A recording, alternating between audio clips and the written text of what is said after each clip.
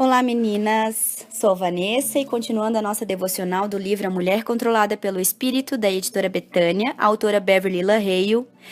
No áudio passado, o áudio 35, falamos sobre provações e vitórias, e eu tenho certeza de que o Senhor tem ministrado ao seu coração.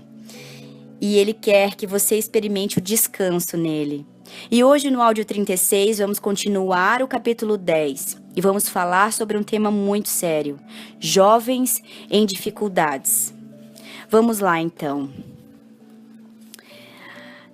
Meu Deus, como isso foi acontecer com meu filho? Este é o clamor de muitos pais ao enfrentarem a realidade de que seu filho ou filha encontram-se em sérias dificuldades. Onde foi que nós erramos? Ou então, se pudéssemos voltar atrás e fazer tudo de novo. Os filhos não precisam e nem querem que os pais lhes sejam coleguinhas. Parece que é mais fácil ser amigo, coleguinha ou até mesmo um ditador para o filho do que aquele pai equilibrado. Mas o adolescente precisa de pais que tenham convicções firmes e a força necessária para aplicá-las durante esses anos de tantas tentações e dificuldades. Quando as coisas começam a ficar difíceis, um bom relacionamento é essencial para conseguir estabilizar o adolescente e evitar maiores danos. Um relacionamento sólido é edificado a partir de uma idade bem menor. Aceitemos a criança como uma pessoa de individualidade própria, um pequeno indivíduo. Temos de estabelecer princípios bem definidos e, ao mesmo tempo, manter um relacionamento honesto e franco, no qual os sentimentos são aceitos com espírito humilde. Quando juntos buscamos a orientação divina para as questões diárias, é necessário também que haja consistência entre a conduta e as exigências dos pais. Uma disciplina adequada dará resultados duradouros, tanto para a criança como para os pais. Quando um bom relacionamento se desfaz e o filho entra em dificuldades, os pais começam a se desesperar.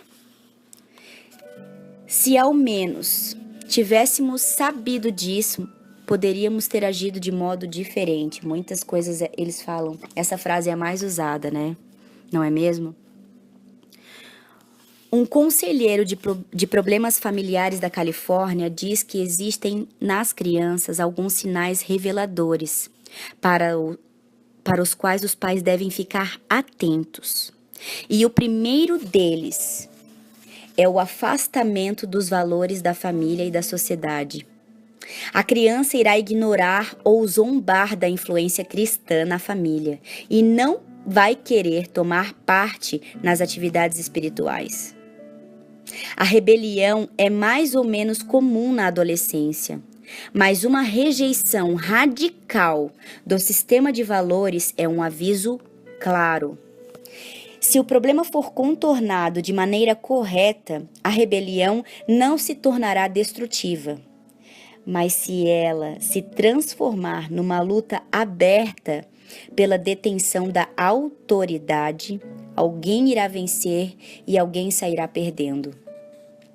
Os pais precisam enfrentar tais problemas como adultos amadurecidos. Existe por aí muita criança tentando educar crianças.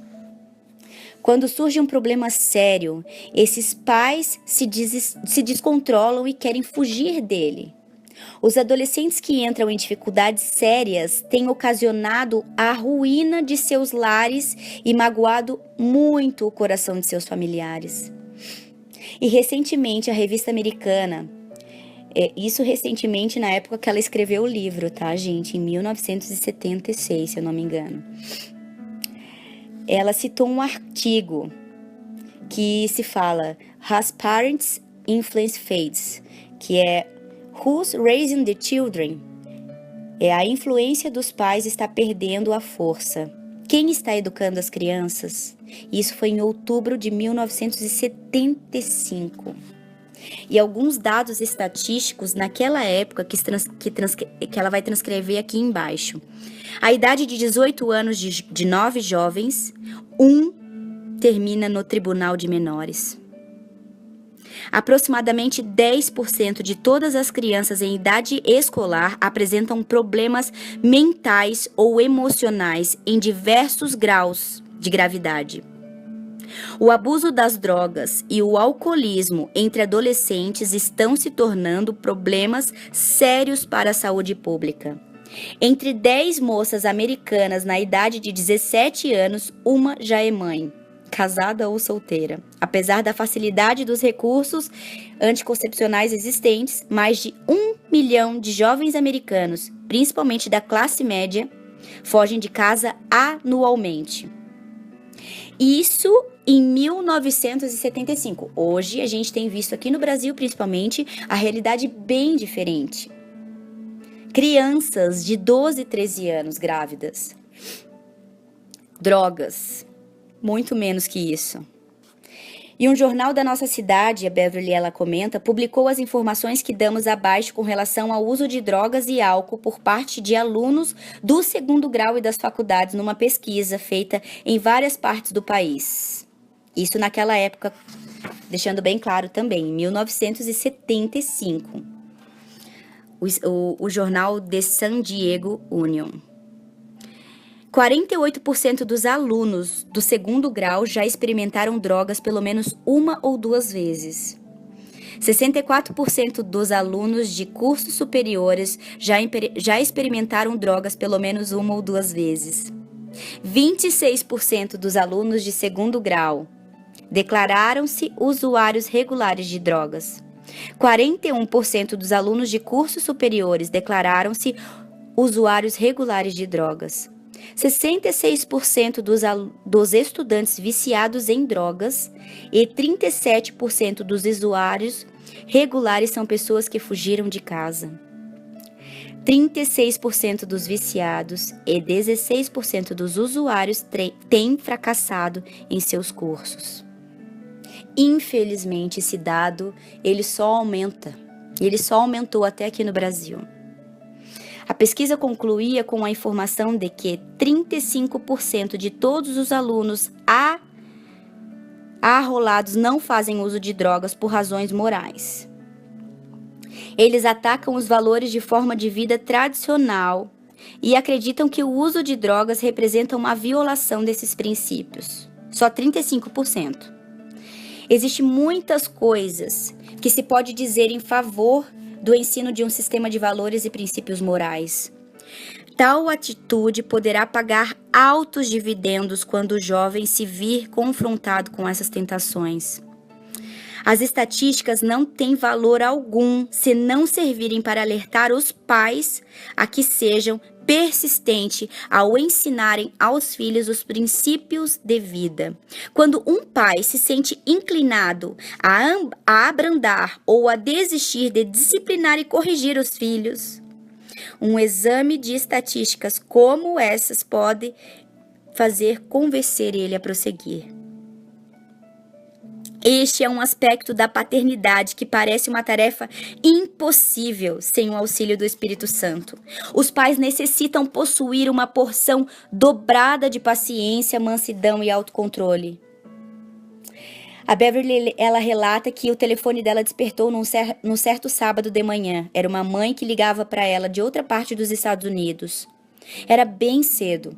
Mas quando uma pessoa tem um problema sério, em geral, ela não parece muito ciente da hora. Em seu desespero, ela contou-me que seu filho de 13 anos estava envolvido em sérias dificuldades. Entre as lágrimas, ela relatou como ele era rebelde. Sinais de sua rebeldia haviam começado a revelar-se alguns anos antes, quando ela passava a rejeitar os valores da família. Quando ele passou a rejeitar os valores da família. Eles frequentavam uma igreja, mas haviam sido levados a crer que não deviam obrigá-lo a ir com eles. E foi aí que se iniciou uma queda. Uma coisa levou a outra, e afinal aqui estava ela, ao telefone derramando o coração perante a mim. Como teria sido mais fácil se houvéssemos obrigado a ir à igreja conosco, no primeiro dia em que ele não quis ir. Beverly, ela relata que ela orou no telefone mesmo, ali no aparelho, embora houvesse pouca coisa que pudesse dizer-lhe, serviu de consolo a oração. O quadro era realmente trágico, mas, em oração, pedia ao Pai Celestial que confortasse o coração daquela mãe aflita e lhe desse entendimento para saber qual seria a próxima medida a ser tomada. Somente Deus poderia transformar em bênção aquela situação trágica. O momento de tomar uma atitude é antes de chegar ao ponto que aquela mãe chegava. E em Provérbios 19:18 fala: castiga o teu filho enquanto há esperança, mas não te excedas ao ponto de matá-lo. Ensina a criança no caminho em que deve andar, e ainda quando for velho, não desviará dele. Pais, uma das coisas que mais necessitamos para a criação de nossos filhos é de sabedoria. Deus prometeu dar sabedoria aos retos e aos que caminham na sinceridade. Ele reserva, em Provérbios 2, 7 e 8, ele reserva a verdadeira sabedoria para os retos. É escudo para os que caminham na sinceridade, guarda as veredas do juízo e conserva o caminho dos santos. Quanto a gente tem ouvido de relatos de jovens se perdendo. Eu tenho até presenciado comigo agora momentos assim, de amigos próximos que têm enfrentado com o filho. Na verdade, chegou ao limite, né? E sofre consequências hoje, tem sofrido consequências muito maiores. Ele tem... Porque lá atrás, quando ele não desejou ir mais na igreja, eles abriram mão e deixaram.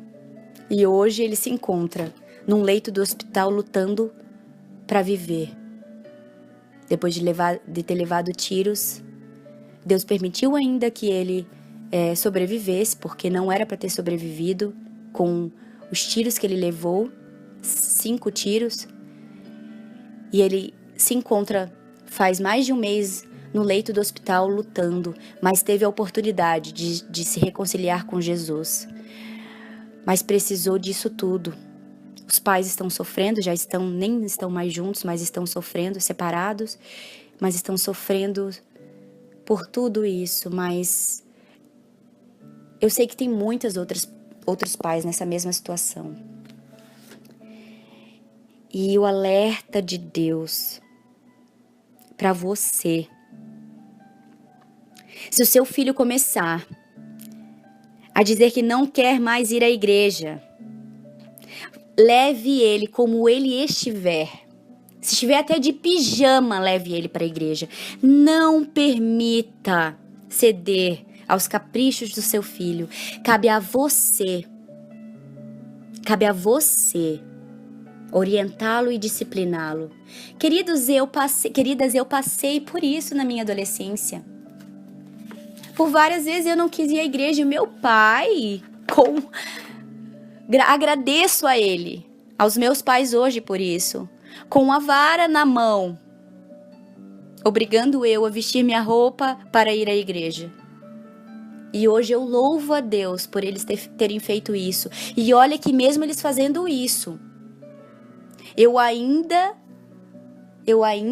permiti cometer tantos erros na minha vida. Imagina se eles tivessem me largado lá atrás. Talvez eu não estaria aqui hoje. Então Deus está dando a chance a você de cuidar do seu filho agora. Se ele não é adolescente ainda, aproveite como eu tenho aproveitado agora. Porque eu sei que daqui a alguns anos, poucos anos, meu filho vai entrar na adolescência. E eu preciso nutrir isso no coração dele. Amém, queridas? Meu nome é Vanessa Bezerra, faço parte do projeto Mulheres com Propósito. Se você gostaria de saber mais sobre esse projeto ou saber mais informações sobre o livro A Mulher Controlada pelo Espírito da editora Betânia ou conhecer outros exemplares da editora, entre na nossa página no Facebook. Se você perdeu algum áudio e gostaria de recuperar ou acompanhar outros conteúdos, se inscreva no nosso canal no YouTube ou mande uma mensagem no WhatsApp de DDD 41 99662 8048, fale com Sara, desculpe, com Vanessa, ou no DDD 44 997 10 5190 e fale com Sara. Um grande beijo e até o próximo áudio.